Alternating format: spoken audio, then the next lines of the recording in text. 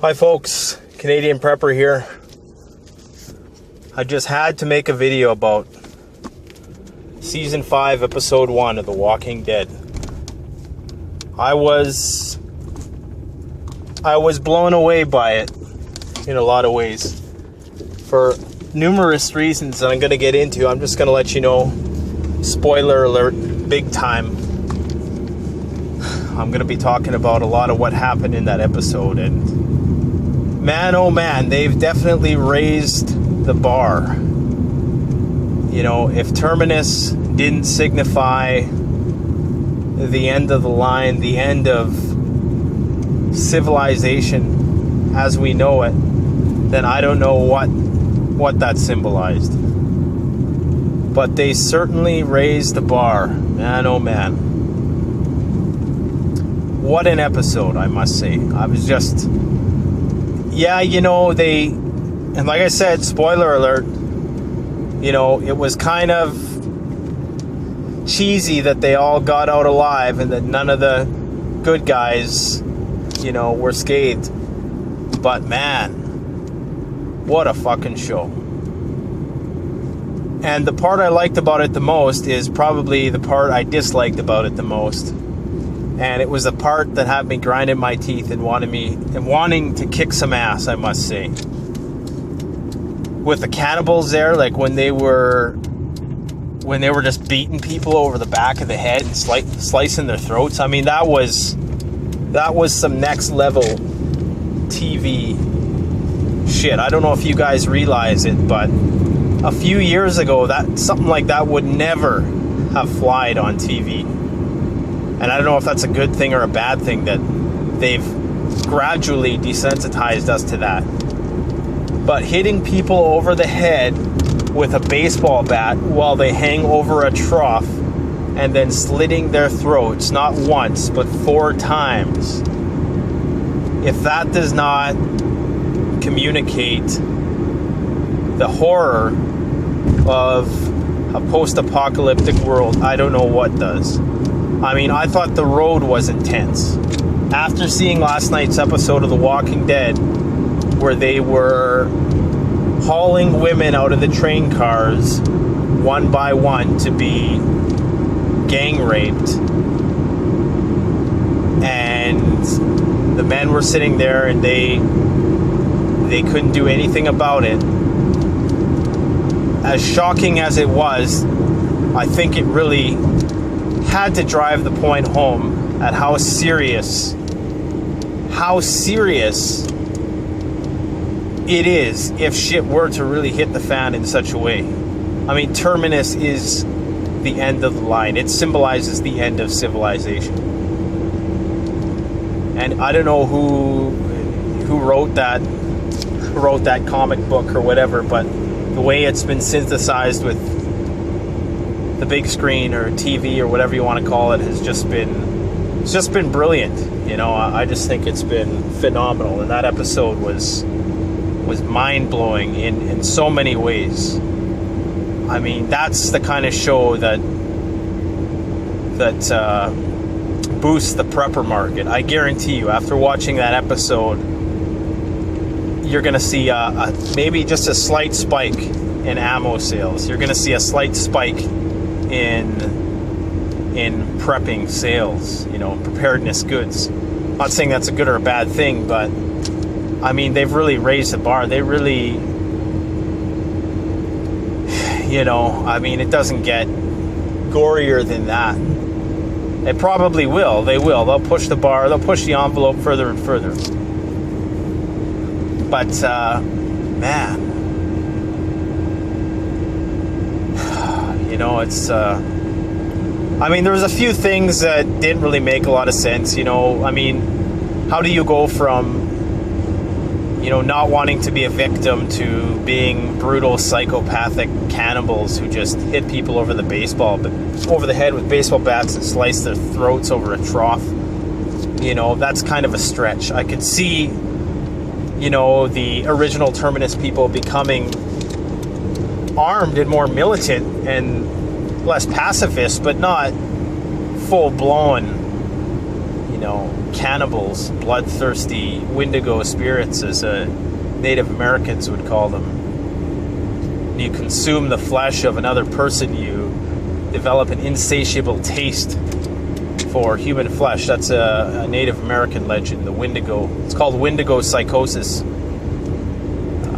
And don't construe that as, everybody always construes things the wrong way on here. I'm not saying that that's something you should aspire to do. The thing with Terminus is that, there didn't seem to be any need for cannibalism at that point. In the road, it seemed, there was no crops growing. The only energy left to be had was on the flesh of human beings. But in Terminus, there was fields. They could grow crops. They could hunt. There's a lot of things they could do, I would think.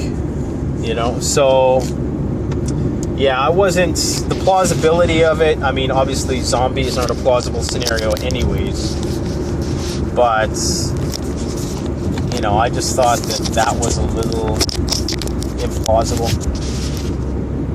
But it goes to show, good conscience will get you killed if it's paired with naivete. It's good to have a good conscience, but you don't just, wander into a guy's van who has free candy written on the side of it. I mean, that's what the whole Terminus thing was. It was a bunch of people who had pretty much given up on reason and just ran willy-nilly into the arms of the devil himself. There were some who kept their guard up, like the higher-ranking members of the group. And you see this countless times in fiction where their goodwill is exploited. And there's a lot of good cons out there. I mean, look at the governor, you thought he was kind of brutal. Now they've stepped it up a notch with these clowns. But the governor would always shake your hand, and, he would always welcome you in, and he'd always give a little before he took everything. And excuse me,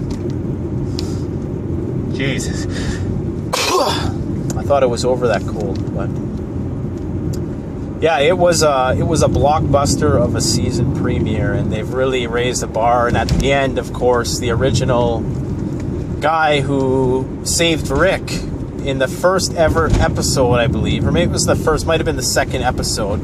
Actually, I think it was the first episode. I can't remember what his name is. African-American guy.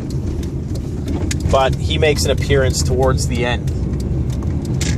And I don't know what his motives are. I've never read the comic book, so I don't know how it's all going to play out. But it is shaping up to be one hell of a season. And I really like now they're really getting into the meat and potatoes of what Shit Hits the Fan is all about. Because they never really talked about rape. They never really talked about cannibalism. They never really talked about the really harsh, brutal reality of it all until this episode here. They sort of hinted at it last season when Carl, Michonne, and what's his face, the leader there, Rick, were jumped by that band of marauders that Daryl was with. They sort of hinted at, yeah, we're going to rape Michonne, then we're going to rape Carl, and they never really said it. Here it was very explicit, and it really had me grinding my teeth, and it really pissed me off, even though I know it's fiction. But that's the kind of shit you're going to face if and the problem is that the cons, they're like dominant genes, they're the ones who are gonna live because they're going to feed off and leech off the goodwill of other people, the good conscience of other people, and they're gonna kill off a lot of the good people who don't have, they're gonna kill off all the happy-go-lucky liberal people who don't have any tactical, practical skills whatsoever. That's a shame, because as much as you want to say about liberal people, they are people of good conscience for the most part. They may not go about it the right way, but they are people who at least want to do good, and there's nothing wrong with wanting to do good. It's just how you implement it. As many know, the saying, the road to hell was paved with good intention. You know, so if you're naive and you're wanting to help people, really keeping them down, and that's going off into another issue altogether. But just don't get conned out there, because like I say, there's many fictional depictions of where they'll use children or where they'll use women suffering to bait people in, and then they'll jump them, or they'll and even wolves do this. Wolves will send in a female and to court the local dogs, and get the dog distracted or whatever, or get them occupied in these small rural regions, and then the rest of the pack will jump in there and have a good feast. So just don't get taken in. I guess it's something that involves situational awareness. It's being aware that even though you should do good, you should always perhaps take a few extra steps in order to secure yourself, in addition to helping somebody. But you definitely need to watch season 5 episode 1 of The Walking Dead and tell me what you think about it. I was just I was excited for once about the show. It had me hooked. The women were bugging me for stuff. I said, not now, I'm busy. For 45 minutes, it's me and the TV, and that's what it was. And I really enjoyed it, in a sense that I really hated it.